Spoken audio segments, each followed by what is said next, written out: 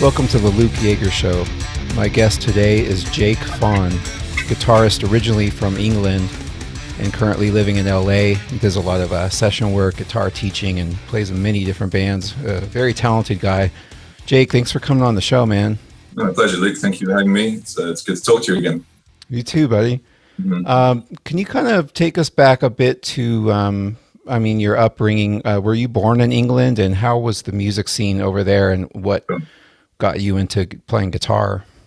Yeah, definitely. Well, yeah, I'm from England. I was born in England in 1990, 31 years old now. And yeah, I'd been in England my entire life up until about 3 or 4 years ago. I started the process of moving to Los Angeles or coming out here. It was a whole thing, a visa situation. I can go into that in more detail later. But yeah, in terms of the scene in England, when I was growing up, I started playing guitar when I was, I think, about 11 or 12 years old. So that was like, the early 2000s. And for me, I was always into like older style music anyway. Like my dad used to listen to like Aerosmith and Led Zeppelin in the car. So when I was a kid, I found myself going back and listening to like Guns N' Roses and Van Halen and Iron Maiden, all these kind of old school classic bands. So whereas the scene in England at that time obviously wasn't really 80s and 80s rock kind of thing, but England has always had a pretty good music scene.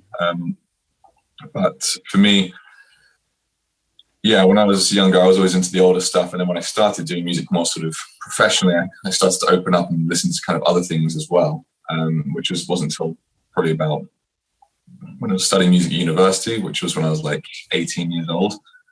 And the funny thing is with me, like when you think of England, most people think like London as being like the hub or the music center, which basically is. But I never lived in London, and I never really kind of went into the London music scene. I gigged there a few times with a few things, but for me, I was always interested in like going somewhere else. And when my friend who I went to school with moved out to LA because his family are half American many years ago, he said to me, "You should come out to LA and check it out."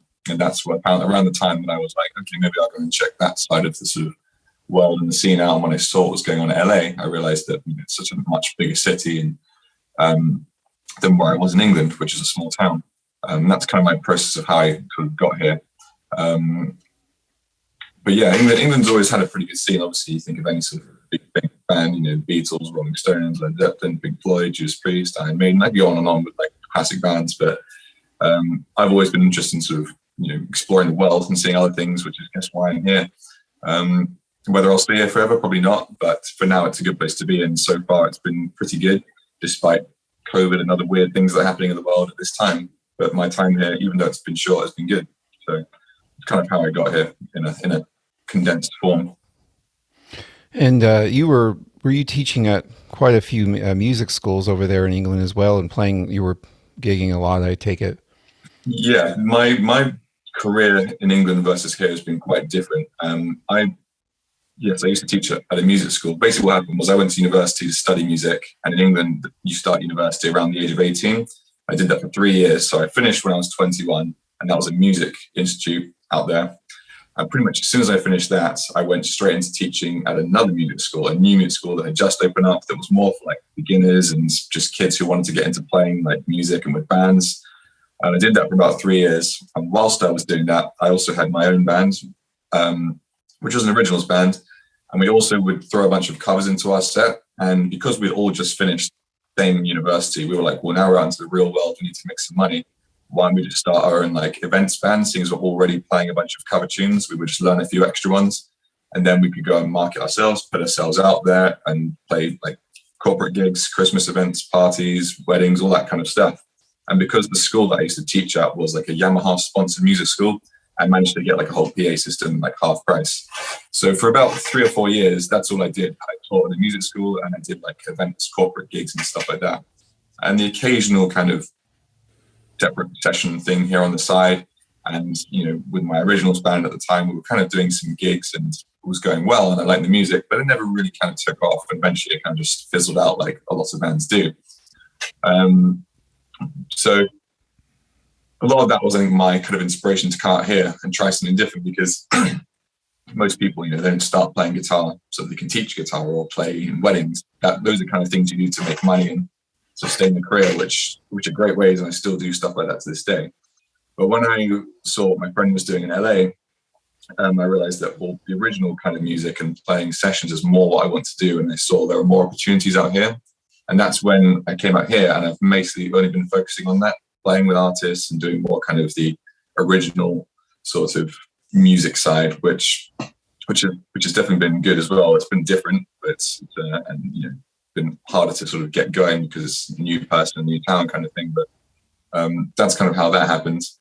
And all at the same time, I have my YouTube channel, which I try and sort of put things out every now and then, which I first started like when I was about 10 years ago, and then I kind of left it for a long time, and then one of the videos did quite well, and I was like, maybe I should come back to this and keep doing it. And since then, I've been getting back into YouTube, which has been a nice outlet outside of all of my professional work. I kind of put stuff out there that's just me, kind of nerdy guitar videos, as anyone who's watched them probably sees that. So yeah, that was the first. I think it was like maybe 2 years ago. I saw you a few videos. I'm like, my God, this guy shreds. Like the combination of I really like also that you're so diverse, and you do rock, metal, and the country stuff is what really hooked me, because that was a style that I was trying to get into. I'm kind of a late bloomer with that, but when I saw that was what grabbed me, and the fact that you do other things too, the metal stuff, and it's just the composition alone is just right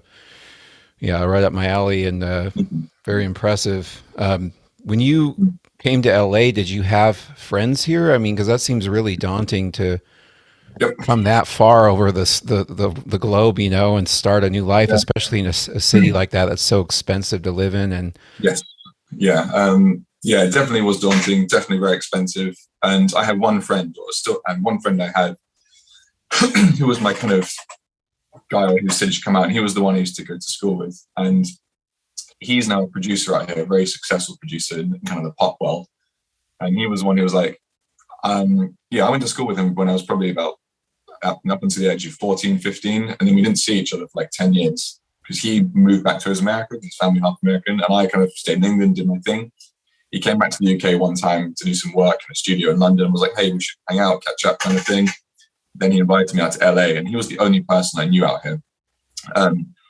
Coming out here was a bit of well, if you said it's definitely a good place to come and you're happy to, you'll let me stay with you for a week or two when I first come out, then I'll come and check it out. So I came out for a week, so just a holiday to see, and that was kind of the reason. And then the next year I actually came out officially, which was 2016, to sort of stay for a couple of months and see what it was all about. But yeah, it was definitely daunting because I stayed with my buddy when I first came out, but the first time I arrived in LA to stay for an extended period of time, he wasn't even in LA because he had to go and work in Miami for a week. So I just arrived in LA on my own with no one I knew. And I was like, what do I do now? This is a new experience. So I had to kind of very much just go out and go to like gigs and jam nights and sort of meet people and try and play whenever I could with other people and do as much of that as possible to really kind of establish myself. And obviously my friend, he was a big help, like being a producer in LA and being up in the industry. But I've noticed with things like that is, even if you know someone who's like doing very well and successful, the only way they can really help you is when you get to that point as well, because someone who's like a super high-end producer or record label executive or artist can't just give you work or can't just put you in a band. You still have to kind of go out and sort of find that stuff yourself. And when your time is ready, then you'll kind of get these calls to play these kind of bigger shows or sessions and everything. So he was a great sort of introduction to like the scene in LA and what it's like up here. But it took a while before I could sort of get in on any sessions with him, because most of the time we didn't really need guitar, because it's pop music at the end of the day, where guitar is like a little sort of thing here and there that might jump in. I did a couple of sessions with him, but it was daunting. It was tough at first, especially the expense sort of side of thing of LA. Like when I realized how much rent was out here, I was like, holy moly. That's a bit of a shock to the system. And definitely if I didn't have some savings already, it would have been a lot harder, because I probably wouldn't have been able to stay so long. Because probably I would say realistically about a year is how long it takes just to get sort of any sort of consistent flow going in terms of people you know and gigs and contacts. And I would come out for like a month or two at a time, and I did that for like 2 or 3 years, just so I could slowly build my sort of foundation of people that I knew. And each time I'd come out, I'd go for like 2 months. I'd meet people, say hi, I'm in town, try and play jams and gigs. And then eventually, when I moved kind of out properly in the end of 2018, 2019, I already had like a decent group of people that when I came out here officially, it was like, all right, I'm not just starting from scratch. I've been here back and forth. I now have some people I can sort of call up and sort of jump in with and see what I can do. But even still, from staying here for like a month at a time or 2 months, which is just like an extended holiday, to living out here, it was a big jump because, started paying for things like rent, bills, and, obviously all the groceries are expensive, and just general cost of living, and how, it's a very competitive city. So all that, though, at the end of the day, I think kind of helps, because if you realize that there isn't really as much of a safety net as you could have from being at home, you kind of forces you to get out and do stuff, because otherwise it's quite easy to be like, well, I'll just stay in tonight, or I don't need to worry about putting out a video on YouTube. So sometimes having those fears of like, wow, if this doesn't work out, like I have to go home kind of thing, it kind of forces you to be like proactive and forces you to go out and do stuff, because at the end of the day, that's the only way to get ahead in this sort of industry, is if you really put yourself out there. Because I think a lot of people, especially musicians who sort of go to music professionally, usually do it because they're good and better than most of their friends or people in their school. And it's only when they sort of move to a new town, they realize that, now I'm like a small fish in a big tank kind of thing. And people are usually used to being told like, oh, you're great, you play really well, now like your family and friends, or people are usually used to having arms to do stuff. But when you have to realize, no matter how far up the industry you are, you always have to go out and find the work yourself and put yourself out there. Even when you're like the top of the chain kind of thing, you still have to hustle, so that never really stops. And I think that's the part that sort of coming out here has kind of brought out of me, but it's just the kind of the need to keep going and find the work, essentially, especially throughout COVID, when like a year was like cancelled basically, and then now it's kind of come back again, which has been good, but it's come back in a different kind of way to it has before. So it's been interesting. But it's been good. When you say hustle, how much of that is on the with the internet platform, and how much of it now is like the old school days of going to the show and kind of shoving your CD in the dude's face and like, hey, check this out, and I mean, because obviously now, like you said, with the competition and just the saturation of the world in general and the music scene, how difficult that is, and how much, what exactly of both sides would you consider most effective now, and in what you're saying? Yeah, it's a really good question, because I think it's changed a lot recently, especially in the past 5 to 10 years even, because I think we are probably in the last of a generation that have known the world pre-social media and internet, to the world which has basically grown up with smartphones, and everyone is just on Instagram and TikTok and Facebook, as that's just how life is. So I've always been of the more old, I guess would call it old school now, which is, okay, I'm new in town, what do? I go to a jam night, I try and get up and play with people. I meet someone, they say, I'm playing a gig next week, come and check it out. You go and see that gig, and you just organically just go out and circulate and meet people, which has always been tricky for me because I'm kind of introverted. So going out and socializing is extremely tiring for me, but you can do it when you have to. So that's always been my approach, and that's how I did it back in England. That's what I did when I first came up here. And it's I still think that's a very important thing, to go out and physically see people and play with people and meet people, actually get to know them. However, I've noticed an increasing trend with some artists I've been working with recently, especially younger artists, where they might have like an incredible online following, thousands, tens of thousands, hundreds of thousands of followers, and plays on Spotify and iTunes and all that, but they've got like very minimal live experience to none at all, because their whole world has been like, oh, you build online first, you build this kind of I wouldn't say persona, but you build your kind of career, your portfolio, your electronic press kit all online. You make all the videos look great photos, great audio recordings before you've even necessarily done any live shows. And it's kind of the other way around, where they do that first, and then they go and find the musicians to play with, and then they go and do the shows. And I think that's more of the increasing trend these days, especially with COVID and people not necessarily being as out and about as they used to. And also just the way these platforms work. You can build your entire career online. you hear more stories of people becoming successful from online, and then they go out to the real world and to actually go and play it. And I think that's also how like a lot of labels are kind of framing their world now. I think the days of when like an A&R guy would go out to a pod and just watch a band and be like, you guys are great, I'll take a shot with you. Nowadays, you know, I have friends who are managers, they're always just scouring like TikTok and apps to sort of like see what's what, but not just like, oh, you've got a lot of followers. They check engagement. They'll see like, do you respond to your fans? What do your fans say about you in like other chats? And they kind of check out your big peripheral circle of what is this thing you're building online. And if they see that whatever you're going online, like you've got good work music, you look like you're engaging, you seem like a genuine person, then they'll kind of jump in and like, now we want to like work with you and build you up and produce you and manage you and so on. Which would have been how they did it before, but just in like a more like personal, I'm going to go out and see this person and meet them at a gig kind of thing.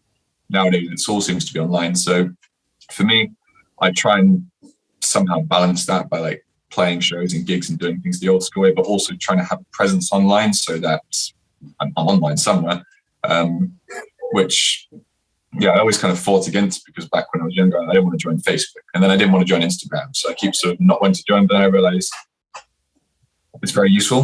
YouTube was the one that I actually mostly kind of enjoy, because it's a different kind of platform. It's a bit more kind of, you find the things you want to watch, and you can really get, you can watch long form videos and things. So, and I found like for guitar videos, that's what I did. I would just search for guitar videos when I first heard about YouTube. And I was like, well, maybe I should put some stuff out myself. And I use that app to kind of just put out my stuff. And that seems to be the one that's doing the best to me.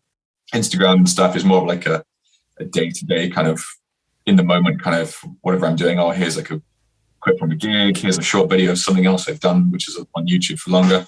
So I use Instagram more for that, and Facebook is just friends and social stuff really for me than anything else. But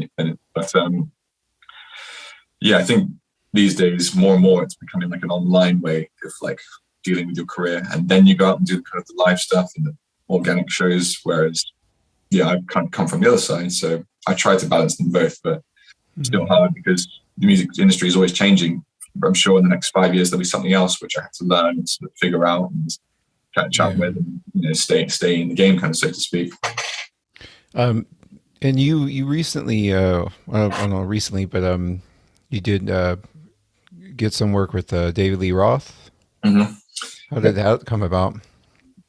Funny you should ask that, because that was kind of a social media situation, how that one happened.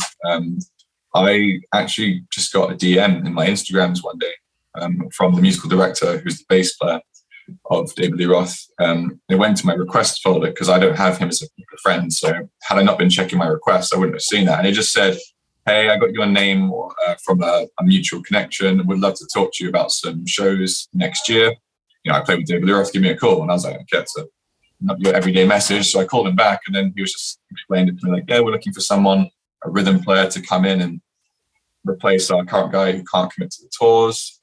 Are you available? And then a quick chat, like, what kind of gear do you use, and just general stuff. And then from that call, we, like, okay, cool. Well, I'll send you a couple of songs to learn, come for an audition. So pretty standard way of doing things. So when I got that, I was like, okay, I'm going to learn the shit out of these songs, because, like, I've never had this kind of a call before. So, and I think the songs are like a couple of Van Halen songs, like Jamie's Crying, Panama, and You Really Got Me, I think, were the songs he asked us to audition. And then the day before the audition, he actually called me and said, so it turns out our player can do the tour, and that we don't need to have like a new guitarist at this point. So thank you for like learning the songs, sorry, kind of thing like that. And I was like, damn it, because that was obviously like a great gig. Then the next day, I got a call back saying, so it turns out our guitarist can't make the tour. Are you still able to come in like now for audition? And I was like, I can. I was like, I'll cancel everything I'm doing today. I'm still going to come for the audition. And then he was like, okay, sounds good. Thank you. You know what? Let's wait a couple of days. I don't want to spring this on you last minute, give you a bit more time. So anyway, a few days went by, I went for the audition. It was like a 20 minutes, went into the rehearsal room. It was just the bands, David wasn't there, because the artist never usually kind of comes to like these kind of things, especially for the bigger stuff. So we just practiced everything instrumental, very quick, run the songs, quick chat. then that was it. And then he's like, cool, I'll be in touch with you with the week. Because I think I was like one of the first people to like audition for this role, and they had a bunch of other people coming in. But then like a week later, I just got a call saying, so yeah, would you like to come and join the band? And I was like, I would like that very much. So, and that was December of 2019. I got that gig, and the tour was to start January 2020, right at the beginning of last year. So I went back home for Christmas. I'm pretty sure I got COVID that Christmas because I lost my sense of taste and smell. And this was before COVID was even a thing. And my mum was ill when she picked me up from the airport. And so I think I got it back then, right before everything started. Anyway, went back home and came back in January of 2020, started rehearsing for a couple of weeks, again, without David, just with the band. And then flew out at the end of January 2020 and did 6 weeks on the road with David. And then everything got cancelled. So it was a short but sweet, run with David. It was amazing because playing Van Halen songs with David Lee Roth in an arena, opening up for Kiss is kind of like every kid's guitarist dream kind of thing. And I remember when I was like 14 years old and I bought Van Halen 1, and listening to Eddie's playing was like, wow, this is like nothing else I've ever heard. At that time, later I discovered some more of the shred guys who were doing even more crazy stuff. But when I heard songs like I'm the One and Eruption and Ice Cream Man, all these crazy guitar songs, I was like, this is pretty cool. I need to learn how to do this.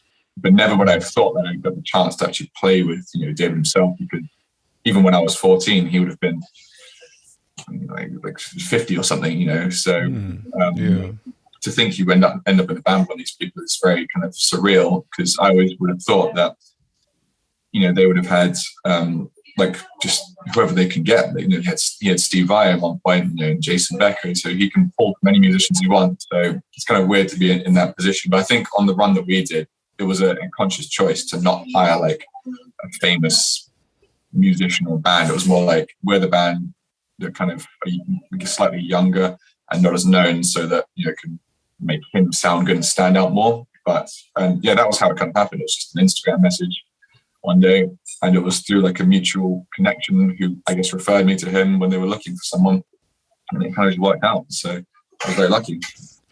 How was the day-to-day?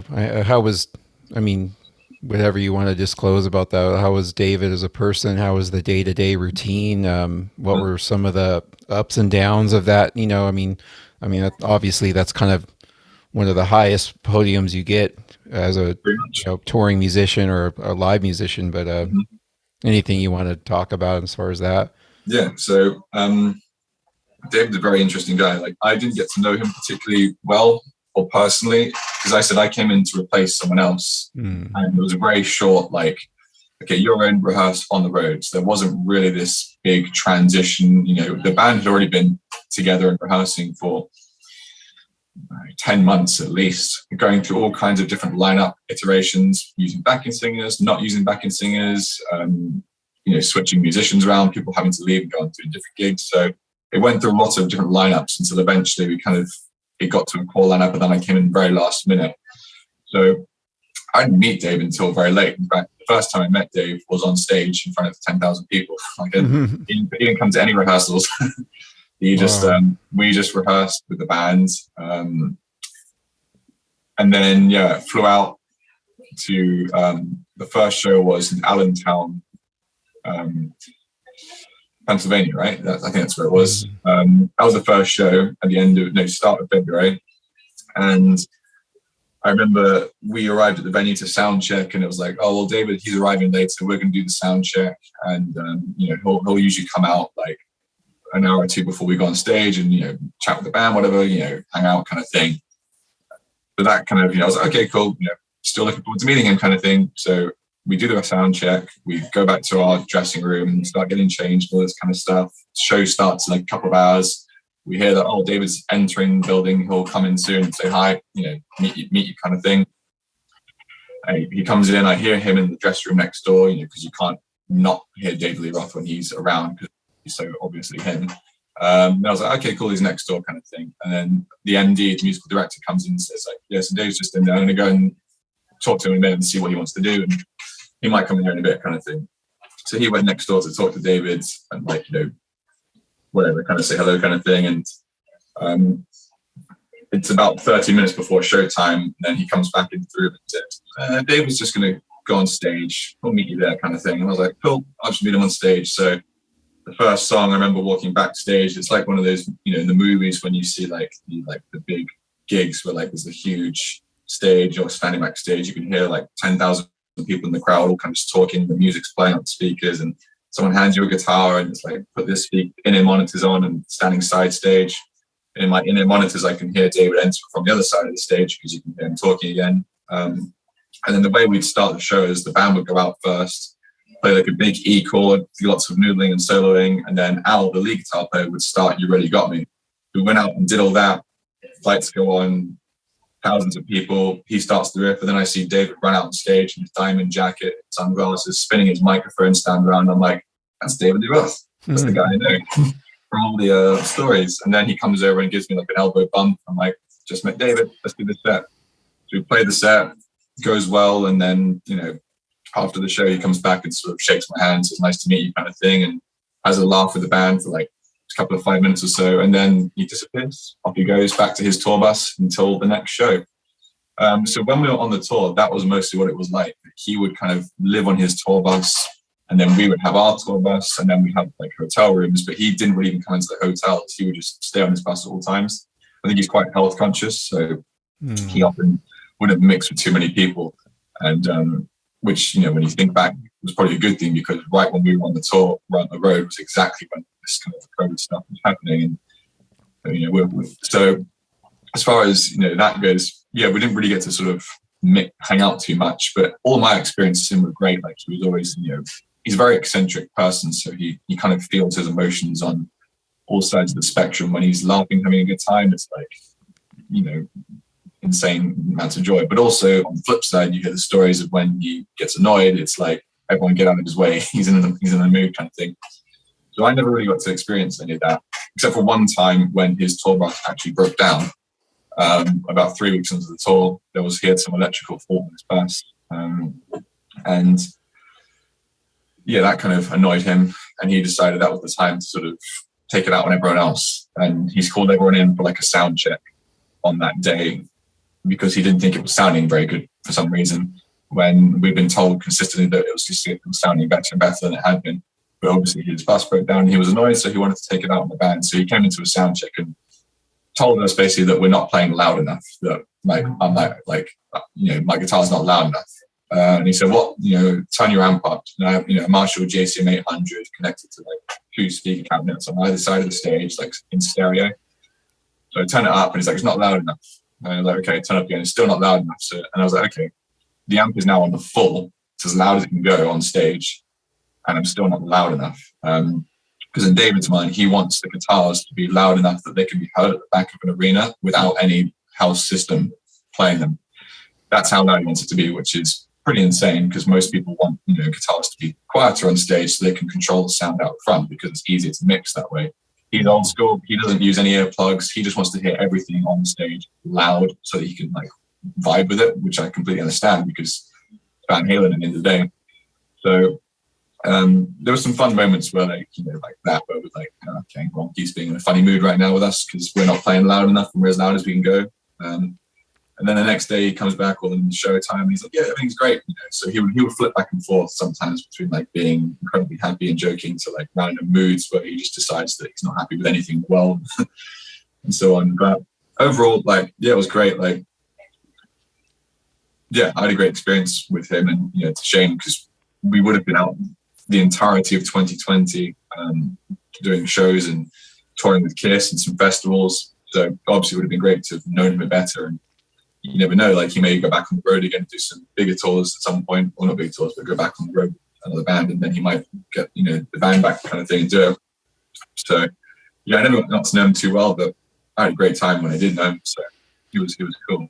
Do you think after playing in front of audiences like that, is it really a big contrast versus the day-to-day kind of gigs at clubs and weddings and things like that? Or do you feel kind of a different, more intimate response with smaller crowds? Or I've always been kind of curious. I was thinking about Dimebag, on the anniversary of his death the other day, and I thought about how he he basically played just arenas and stadiums for so many years, and then he, once he formed Damage Plan, they were in back to the club route. And I thought about, I wonder if the band was kind of upset in that situation, that if they'd still been playing, if they were at an arena show, if something like that would have happened.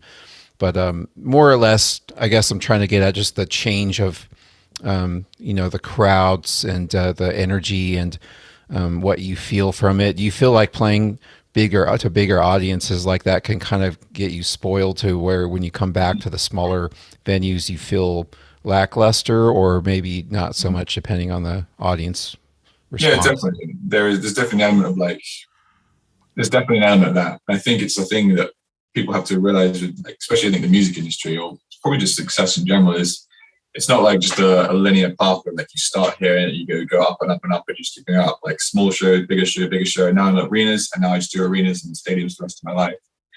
I think it's important to remember that you have one moment where you're doing your local gigs, and you might suddenly be doing a big tour with a huge artist, and then all of a sudden that show finishes, and now you're back down to doing another gig, and then maybe you have moments where you're playing huge big shows, and moments when you're back into a club.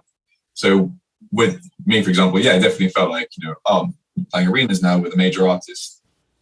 You're set for life kind of thing, and it definitely does help you because it's like a thing on your resume. And you can say that I've done this now and I know how to know what it's like, kind of thing. But it definitely feels like, when you start going back to playing smaller clubs and other shows, and maybe things that you were doing when you were younger, like teaching or corporate gigs, it's like,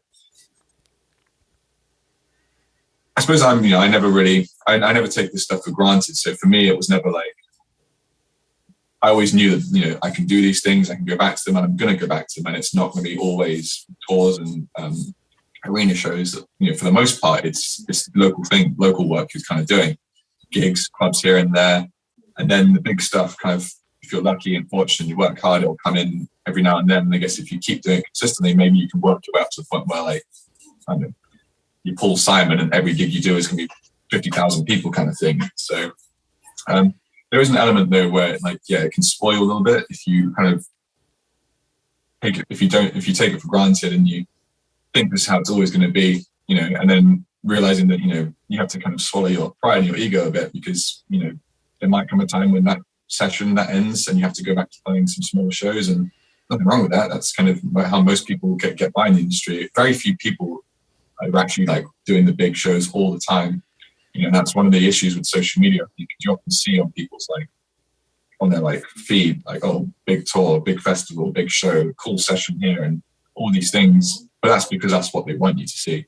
Most of the time, we're all playing just little clubs here and there and gigs and taking what you can, especially these days with things so kind of up in the air.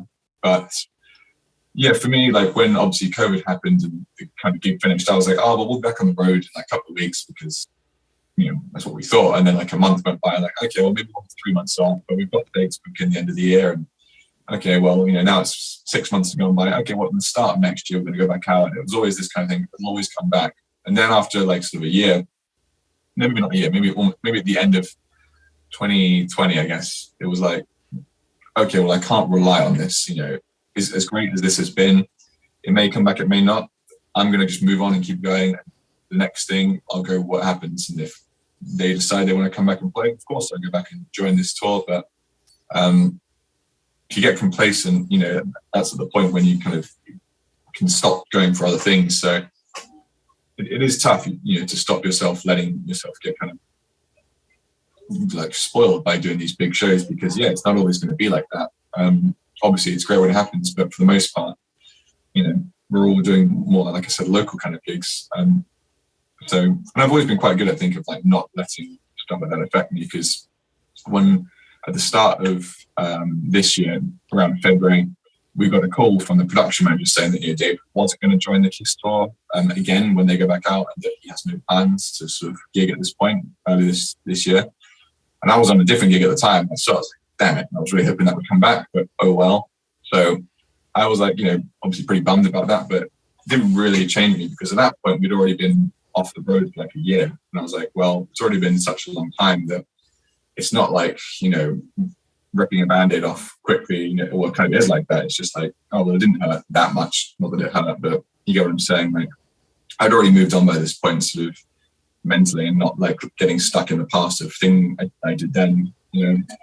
So I think, yeah, I do think people struggle though when they get used to playing big shows. The idea of like going and doing some smaller stuff, you know, they might think they're like better than that, but Yeah, I was just more or less curious. Mhm.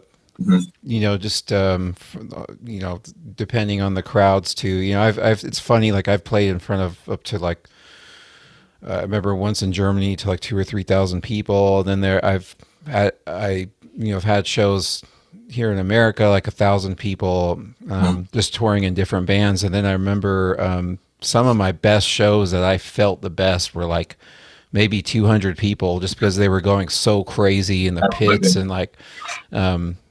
But yeah, that's always just been kind of interesting. But then again, I could imagine though, you know, if you couple in the factors of just the light show and the just looking at a sea of people like that, Sure. screaming, you know.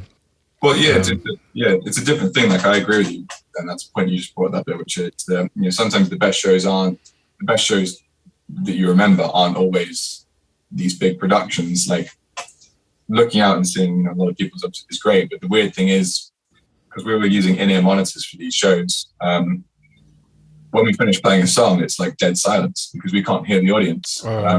So it was kind of strange. Like, I guess we just play the next song, and it wasn't until like the second night that our monitor guy was like, "Do you want me to put some like mics on the audience so you can actually hear what's going on?" Like, because otherwise you have to take the ear out just to listen. Like, oh, we can actually hear these people and put it back in. So when he did that, it was kind of felt a bit more like, oh, we're actually playing to people. But sometimes on these big shows, like the stage is so big, everyone's so far away, you're kind of just doing your thing and you feel somewhat very removed from the situation, even though there's, you know, 10, 20,000 people out there. Whereas smaller shows, definitely, like I used to play in England at a club in Brighton where I kind of lived for 5 years, and where I kind of built my musical sort of start, actually, so to speak. There's a club called Casablancas, which was like a funk, soul, R&B kind of club. And they would do live music every Wednesday, Thursday, Friday, Saturday. And it would start at midnight and go until 3 a.m. And I remember when I was younger, that was the place to play. That was like the spot in town. If you're playing with the house band in there, like you're one of the players, kind of thing. Because every time I'd go, it was always students would go there, and we'd all go and watch the band, and everyone would be dancing. And they were like such a good band. They would like medley like all these songs together, and people would call out a song and they would start playing it. Everyone was taking solos, and it was all this really cool kind of James Brown and Luther Vandross, Stevie Wonder, you know, all these kind of classic kind of funk songs. And I just kept on showing up again and again every week until eventually they're like, "Do you want to come and like step in with us one night?" And I was like, "Yep, I'll do that." So when I started playing with these guys, those were some of the best gigs I've ever done, because it was, you know, 7 people packed on stage, guitar, bass, drums, keys, 2 brass players and vocals on a stage, probably about the size of this room. And the audience was right in front of you, and you can see everyone. And it was very like, just, you felt very much like we're playing, and I can see everyone's face, and you're really feeding off everyone's emotions. And like, if they're having a great time and jumping around going mad, it's like, oh, I can actually feel this. Whereas when you're playing one of these bigger shows, just to see the first guy in the first row might be like 20 meters away, you know. So the smaller shows definitely, and I've heard other people say this as well, like sometimes the small clubs, the small shows, people prefer them because they're more intimate. You really get to interact with people and feel like what they're feeling. And yeah, I think it just depends. It's a different kind of thing. Like big shows are great, they're cool, they're you know, and I would, you know, looking forward to hopefully the next time I get to do one of those. But I said sometimes the smaller shows are actually the ones that are more fun, you know, because depending on who you're playing with, like if you're playing with good musicians, it doesn't matter where you're playing. Like you can be playing to 3 people, you know, but it'll still be fun because if the band are good, it kind of feels good. Whereas if you're playing with a band which is not so great, but it happens to be a big show, then it kind of feels a bit like, well, lots of people here, but I feel like this wasn't a great show, kind of thing. So I think at the end of the day, it's, you know, the size of the venue is never going to be the thing that dictates how good of a show you feel like you have, kind of thing. Mm-hmm. It's, you know, a bunch of other stuff. So I think that's why smaller shows sometimes are kind of definitely more fun, more memorable. With in your experience doing a lot of session work, have there been obstacles that you kind of had to overcome in terms of? I mean, did you have to learn how to read, notation, chord charts, like crazy things like that that some people often don't really even give this time of day to? I mean, because I know so many guitar players who don't know how to read music or things like that, and I mean, even teaching guitar, it's amazing how Yeah, some people have no attention span to even reading yeah, tablature and things. But yeah. or anything like that, like I mean, gear wise, or just with music theory or reading music, anything that you had to force yourself to kind of get Yeah. headstrong into to be in that field. Again, it's a good question.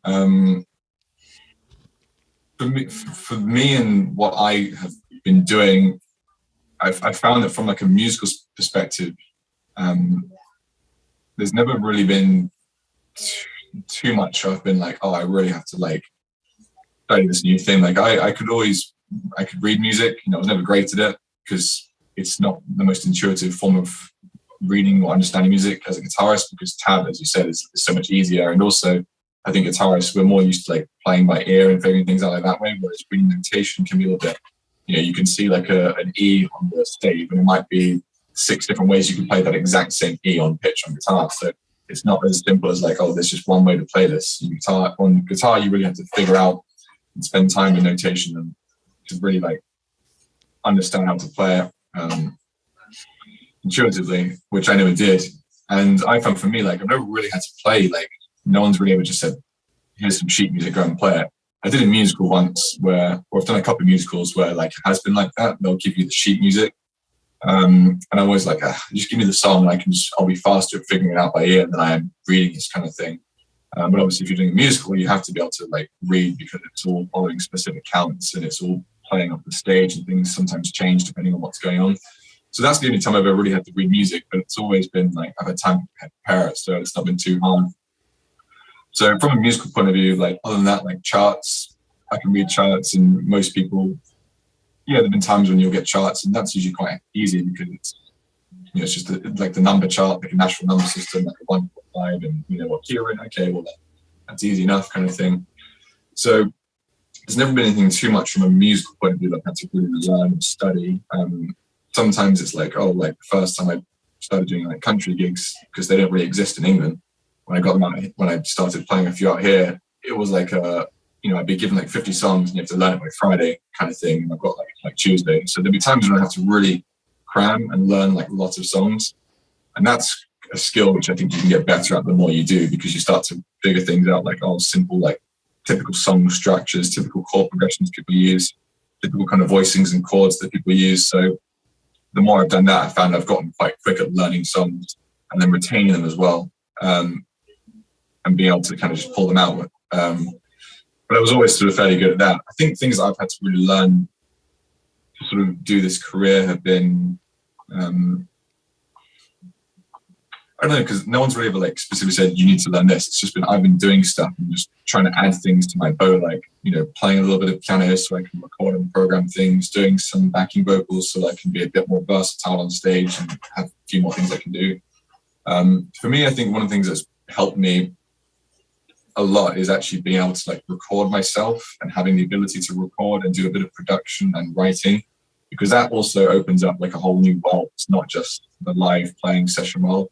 If you can record, well, and you can edit things and produce things, mix things, it's like another area which in many ways is actually more kind of sustainable and fruitful, because when the gigs all get cancelled like during COVID, you can still write and produce and still work through that. So that's been like useful to know a little bit about that. I don't know tons, but I can do enough so that I can put stuff out on YouTube and it sounds somewhat okay. And occasionally I work and write with other people. I've done a bit of production work here and there. So that's something which I've sort of learned how to do a bit, which has been pretty important. I think especially these days, that's a very important thing to understand how production works, and using things like Pro Tools, Ableton, Logic, any like DAW. Those are essential skills these days, because now most bands use backing tracks, and when they use backing tracks, they'll probably be running like Ableton. So knowing how to use that, which I don't know how to use yet, by the way, that's something which I need to learn, but I bought it just so I can understand it. What are you? Oh, sorry. Well, I was just curious what you're using now to Yeah, record. I use Pro Tools. I've been using it for a long time. It's what I'm kind of used to. And then from Pro Tools, I have a bunch of like plugins that I'll use. Like I bought Superior Drummer to use drums to program drums because it sounds amazing. And there's a bunch of loops on there already that you can just edit, and then you just tweak it, and then you can get some real sounding drums with a real kind of feel. Because usually drums are quite hard to get right. I have a couple of keyboard plugins as well. I have the Kemper, obviously, which makes guitar recording super easy because I used to have like my amp, physical amp, a microphone, and had to set it up each time and move the mic around to get the right sound. And if I was gigging and I had to bring the amp out of the car, set it up, it would take like 45 minutes just to get everything sounding ready before I'd start recording. And by that point, I'm like, I'm kind of tired now. Whereas the Kemper, you just plug and play and it sounds like it is. And I've learned that a lot of times when it comes to music or anything really in workflow, it's just that having things readily available to go at any moment definitely helps things, because if you want to write something, for example, you don't have to spend 30 minutes plugging things in and setting things up. You just want to be able to sit down and go and record an idea quickly so you don't lose it. So that whole recording world is a thing that I think nowadays any musician who wants to have a career doesn't have to do, but it definitely will help you a lot. And also it helps your actual musicianship, because if you start working on writing music and producing, you start to understand how different instruments fit within a band. You understand how frequencies work, where the bass sits in the mix, where guitar should sit, where vocals should sit, and what kind of things you should play for a style of song. Like, if I'm working on like an R&B song, I'm not going to come in with a great big AC/DC style riff. It's going to be more like Steve Lukather kind of funky, kind of bubble picking kind of things, and layering up different chords and putting things in the right place. Whereas if it's like country in today's setting, it's pretty close to like a rock song. It's going to be probably some power chords, maybe a single note riff, and maybe there'll be a solo. So having an understanding of recording helps you to figure out what kind of things you should play in a live or recording context. And I did, when I studied music, we did do a little bit of that, but I never studied production and recording. It's always been something which I've just tried to do myself through wanting to make my own music kind of thing. And that's been a big help, I think. Because that's a very useful skill, I think. But other than that, I don't think I've had too many things that I've had to really kind of. Maybe it's just because I don't see it that way. Maybe because every time I get faced with a new work kind of challenge, I just kind of do it and think it's part of the process. But there's probably a lot of things on the way that I've had to learn, which I didn't necessarily think about at the beginning. I suppose as being a freelance musician, the whole other side of just being the business side of it, and how to kind of actually do this for a living, play guitar and make money is a whole kind of world which a lot of musicians I think don't really quite grasp, because we often go into playing music because we're good at playing an instrument, but not necessarily at academia or other things like that. But to have a real career, you kind of have to be able to be somewhat financially literate and have an understanding of how to manage your time and how to be disciplined, and things that musicians typically aren't good at. So that's probably another side, just understanding, how to sort of, not sell yourself short, and make sure that, as much as we love playing music, it's a business, so you've got to make money. So you can't just do your work for free, because then it undercuts everyone else, and then all the pro musicians get annoyed because all their gigs go really cheap. And then it's like, so there's a number of things you have to learn, which I think you just kind of figure out on the way. And for every person, it's a different story, and for every person, things happen at different times. Understanding that's an important part as well, because sometimes you see your friend go off and play some huge show, and that's it. They've joined the band and they're good. You're like, well, why is that not me? We're just as good. We did the same things. Well, it's because everyone's doing their own thing. So understanding that is important. Usually people are where they are for a reason, not like in a spiritual sense, but like just people's careers develop differently. And when you look at other people's careers, you have to always remember that that's what they're doing. You're doing better than some people, you're doing worse than some other people. It's all about where you are at your moment and kind of understanding your trajectory. If as long as I'm doing more now, or doing better now, I feel like it was than I was 2 years ago, 5 years ago. You're progressing in the direction that you hopefully want to go in. So there's a number of things, I think everyone has to learn along the way. But for me, it was never too much. The music side of it was always fairly easy for me, which I'm quite fortunate for. Like, playing guitar was always very natural. I never had to work, because for me, I liked to sit down and play. When I was like 15 years old, I would get like a sheet of all the modes, and I would love figure out where these notes are and these new chord voicings and learning a difficult song. That to me was a fun thing to do. And it wasn't until I started playing guitar I realized, oh, not everyone actually enjoys it so much as I do. Like, because guitar, it is quite difficult at the end of the day, especially when you start. It's not an easy thing just to figure out. You have to put time and you have to practice. And I'm, fortunate that I just loved the way it sounded. I was like, I just really want to do this. So I didn't mind spending hours sitting down and practicing scales and picking patterns. And I love going to lessons to get more information. So the music side was never really something I felt like I had to work out particularly, I think. Yeah, that's I was like that too. I remember like as early as seventh, eighth grade, I would just bring my books, and kids would be doing all their dumb stuff during recess and smoking pot, and I'd just be like, why is the diminished different than the minor triad? And I was just like studying all the modes, like what flats are in the Phrygian, and I was just like that. So I think it's kind of interesting because really at the end of the day, it's all about your love and your desire to learn. Yeah. And I've noticed a lot of kids that I teach who are very hard to get them to do what they're supposed to.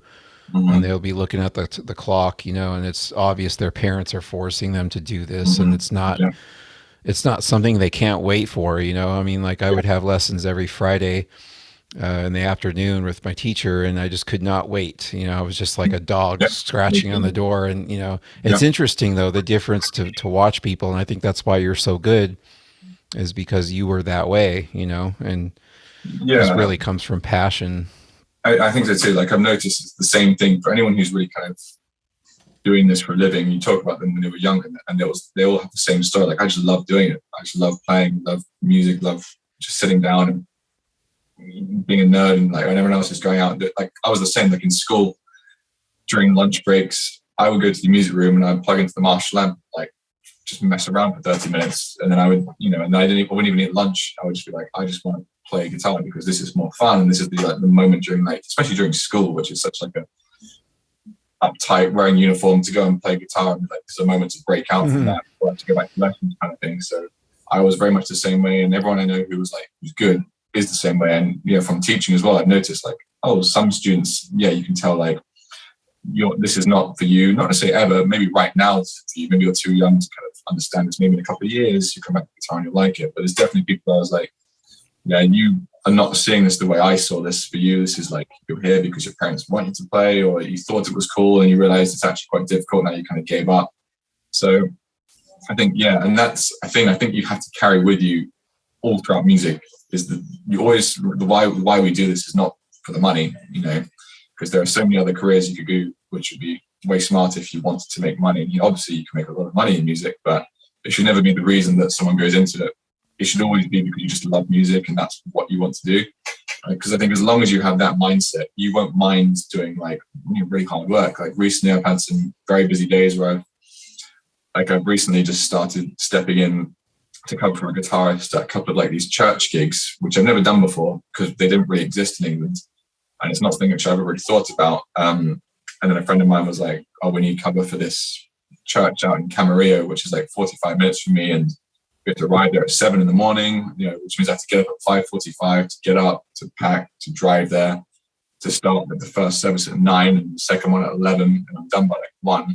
And then sometimes like every Sunday, actually, for the past 7 weeks, I've done that. And I've had another like show or gig or rehearsal or something else to go on to, which means I often won't get home until like 7 or 8 p.m. And by the end of that, I'm like, I've been out of the house for like 14 hours and just chatted, and I had a gig the night before and they're going to gig the next day or rehearsal or something, which is, you think about it, these are long hours, this is hard work. But because it's music, I'm like, well, this is all fun. I'm playing songs, I'm getting to play guitar. Whereas if I was like stuck in an office or having to do something I didn't like, I could see why people get depressed, going to their job, so to speak, because if you're not enjoying it, then what's the point? So I think you have to carry that love of music all throughout your kind of life if you really want to have a good career, because then you'll be happy to put the work in and the hours in, and honestly that's what it needs to really have a good career, right? Better than anyone. To be a good musician, you have to spend time on it, working on it and doing things so that you can keep it going, because if you don't love it then you're not going to try and you're not really going to be very good, and then you'll just sort of end up doing something else. So for me, I think I just really like playing guitar, and I always notice that even if there's sometimes when I have to learn like a set which I'm not really interested, not interested in, but where it feels like, okay, this is more of like I'm having to work now to do this set, just to practice all these songs, and I enjoy doing it. And I often will end up getting distracted just because I'm noodling around, and like, no, I actually have to focus on learning the set. Just because I enjoy playing and messing around, writing music, I have to focus myself back to learning for the purpose of what I'm doing. But that joy of playing is always there for me. I don't think I'll ever get bored of that. And I'm always, the thing I've noticed as well is the more I'm doing this and the more new people I'm listening to, I always realize, no, there's always more. There's always something else that can be, I'm never, there's always something better I can do. I can always be better. I can always learn more. Because there can be often points when you think like, you think you're all that. Like, I can already play all this. I've already done this. I'm already as good as I can be. But then you hear someone like Jacob Collier or one of these incredible like new musicians who can just play every instrument, has perfect pitch, and you realize, oh, I am still nowhere near that. And this guy's like 10 years younger than me. So there's always more. And when you think about it like that, it's like, okay, well then there's more I can expand on my playing. And that's, I think, why my YouTube channel is developing in a way it is, because it started out with that one fast country guitar video. And then I was like, well, I don't just play country. In fact, I didn't even grow up on country. That's kind of something I've adopted later in life. For me, it was always rock. So, okay, well, I'll do some rock. And well, actually, I'm listening to a bit of jazz now. Let's try and put some of that in there somehow. Okay, well, I also like the neoclassical shred thing, all the Malmsteen stuff. So let's see if I can put some of that into a country song and see what happens. So learning and developing and just exploring the music, for the love of doing it, I think is an important part of, why we do this. What are you doing these days? I know obviously you're very busy with the writing your own stuff and recording, and I imagine since the lockdowns you've probably shifted gears more into that field. Are you still teaching? Are you still gigging, doing the wedding stuff, recording with other bands, or playing live? It's a little bit of everything.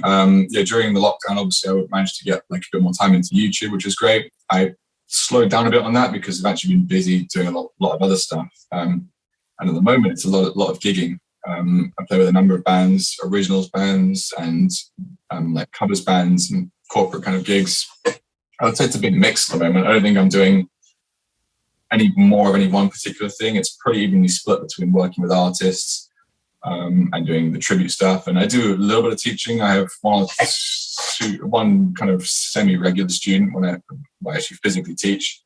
And I don't push that too hard these days because I always know that teaching I can come back to. And I do enjoy it, but I didn't come away to LA just so I can start teaching again, because I could have just stayed in England to do that. So I'm trying to focus more on like the live thing, the session thing, more than anything, which kind of just comes from doing it, I suppose.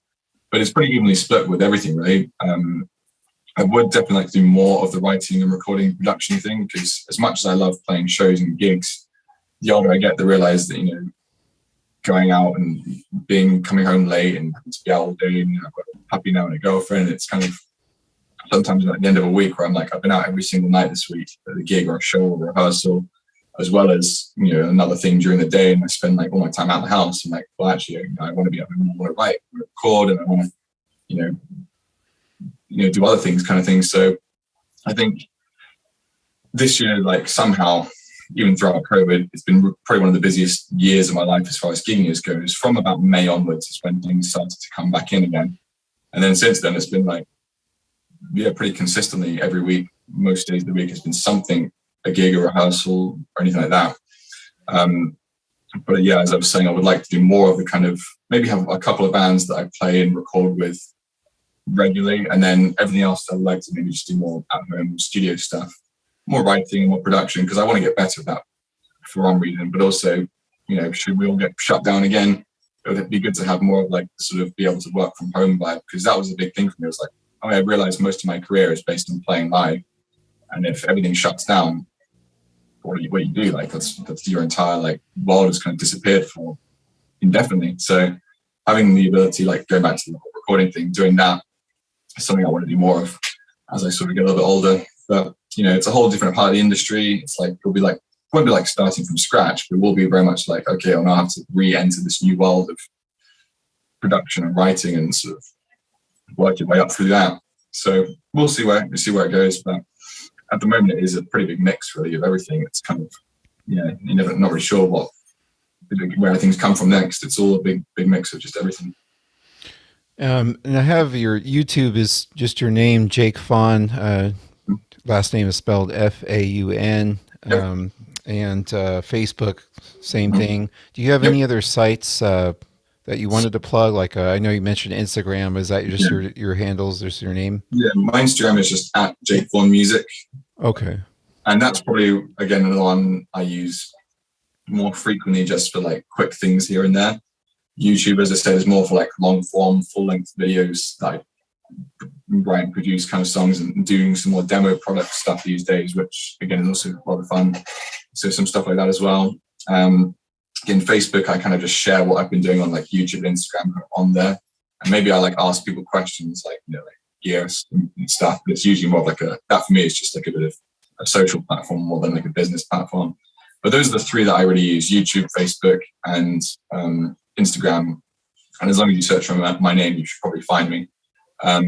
Maybe one day I'll get into TikTok. I don't know. I don't really want to, but everyone seems to be on it. And I know that people are having their whole careers on TikTok now. So we'll see, but I'm sure in 5 years that'll be gone and there'll be something else. So.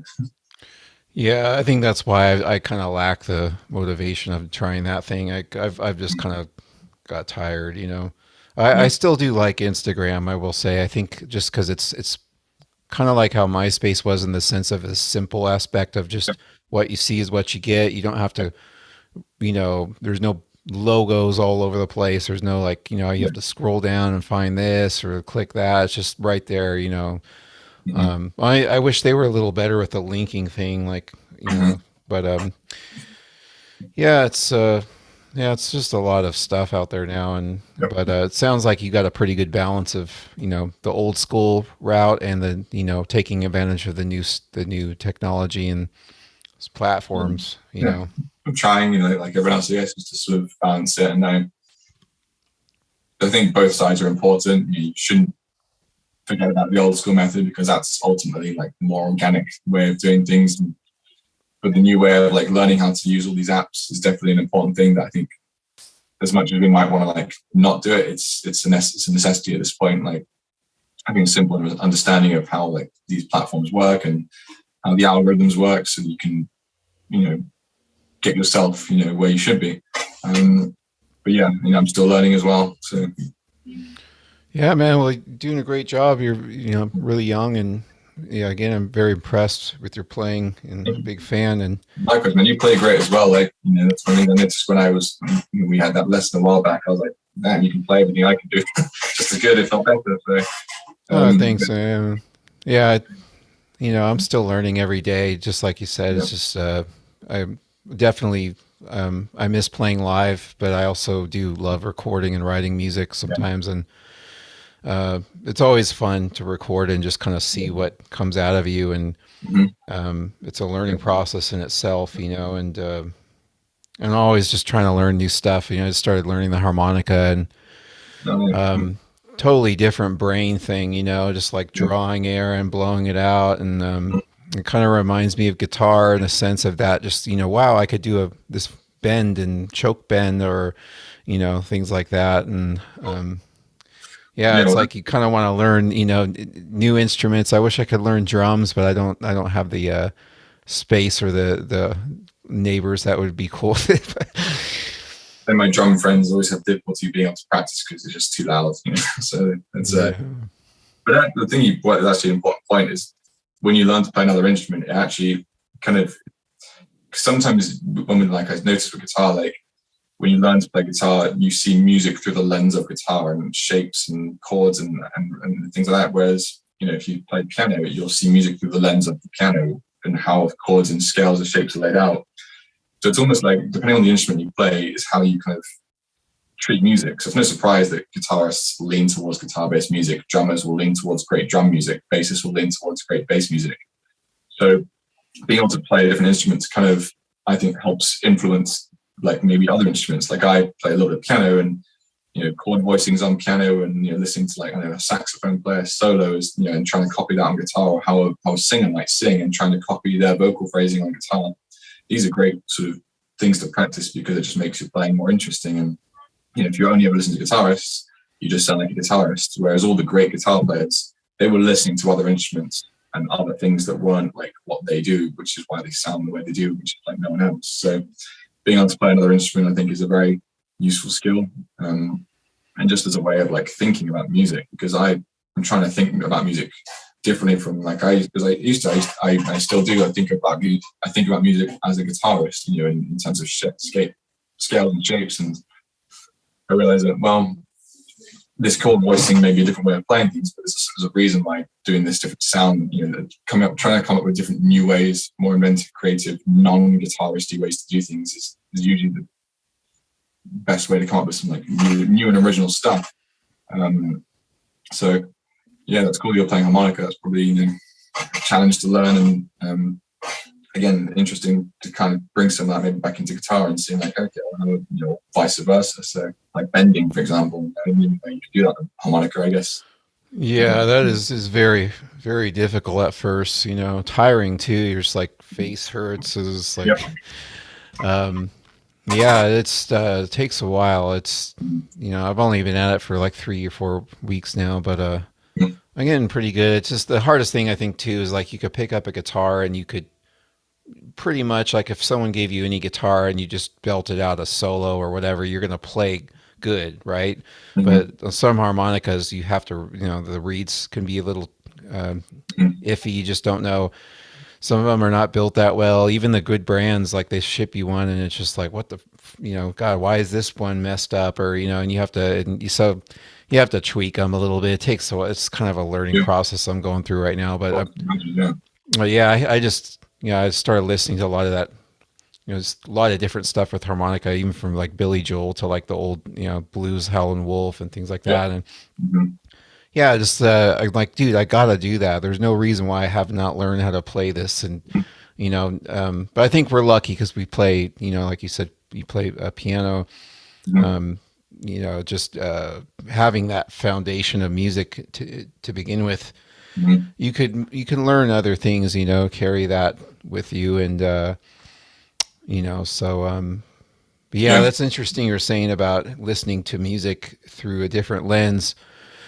I think that's kind of where I do agree. I think some of the best musicians, they appreciate, I've known drummers who play drums, but they still like do an air guitar when they hear a song. And I've always, funny enough, when I listen to music, I never do air guitar. I'm like, I'll listen to like Cryptopsy, like an old death metal band, and just like doing the blast beats and like, I'm like an air drummer. So but yeah, I think that kind of it subconsciously it has an impact on your expression and your writing and stuff. But yeah, well, I think it is because like I've heard people describe a similar thing with like people who are bilingual and they speak multiple languages, and it's almost like when you speak, like I'm English and I speak a little bit of French, but I can't really speak other language. But some people say that when people flip between languages, it's like the personality actually changes with it, because different languages have different,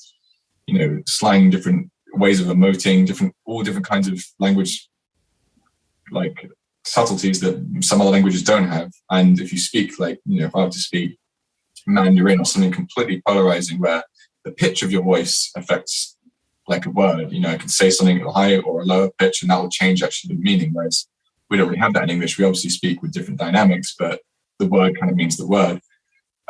So if I was speaking a different language, like my personality might also adjust a little bit to compensate for the new meanings of words. And music's the same way. If I play guitar and I write, I will be writing kind of as a guitarist, and I noticed that, because I have like this little MIDI keyboard here, which I use for like writing, when I bring that out to write and record with, I come up with different voicings and different chord progressions and different ways of thinking than if I was on guitar. So the instrument you play does affect what you kind of put out. So I think that's why, like, when you meet these people who are multi-instrumentalists, it's like they can do, they're like, I go back to that guy, Jacob Collier. I don't know if you know of him. He's like this young British guy who's like insane. He plays every instrument to like a virtuoso level. His music is just the most insane stuff you'll ever hear. And it's so complicated, but it somehow works. And, so it's a good important thing to try and break out, to try and not play just as a guitarist or as a piano player or as a drummer, all the best drummers I know tend to play another instrument because they're thinking more musically than just hitting things. Not that that's what drummers think about, but it is. But yeah, if you play like another instrument, it kind of like, a guitarist who plays drums, you'll have a better sense of rhythm and placement. So it's one of the things that when you understand them, it kind of shapes, it gives you more an in-depth understanding of appreciation for the thing you're doing.